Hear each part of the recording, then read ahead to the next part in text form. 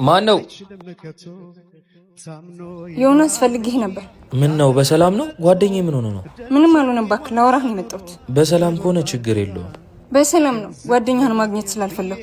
ምን ማለት ነው? ባልሽ አይደል እንዴ? አመጣጤን ስለሱ ልነግርህ ነው። ከቻልክ ከዚህ በኋላ ላይ እንደማልፈልግ ነገር። የተፈጠረ ነገር ካለ ራሳችሁ አትፈቱትም እንዴ? ለምን ችግራችሁን እኔ ጋር ታመጫዋለሽ? ካንተ የሚቀርበው ሰው የለም። ለማርዳቱም ለማጽናናቱም አንተ ትሻላለህ ብዬ። አዎ በዚህ ሰዓት ከጎኑ ታስፈልጓል። እኔን በማጣቱ ራሱ እንዳይጎዳ። እሺ ምን እንደተፈጠረ ምክንያቱም ብቻ ንገሪ። ልደቴን የተለያየ ሀገር ወስዶ ያከብርልኛል ስል እሱ የትም ሆቴልና ክለብ ሃፒ በርዝዴይ ያስከፍትልኛል። በቃዬ ነው። ዛሬ ከሰው እኩል ያላረገኝ ነገ በእጁ ሲያስገባኝማ ከሰው በታች ነው የሚያደርገኝ። እና ግንኙነታችሁን በቁስ ምክንያት ልታፈርሱት ነው? ልክ አንተም የሱ ቢጤ ነህ። ትሻላለህ ብዬ ማሰቤ ነው የኔ ጥፋት። በቻለው አቅም እኮ እያደረገልሽ ነው።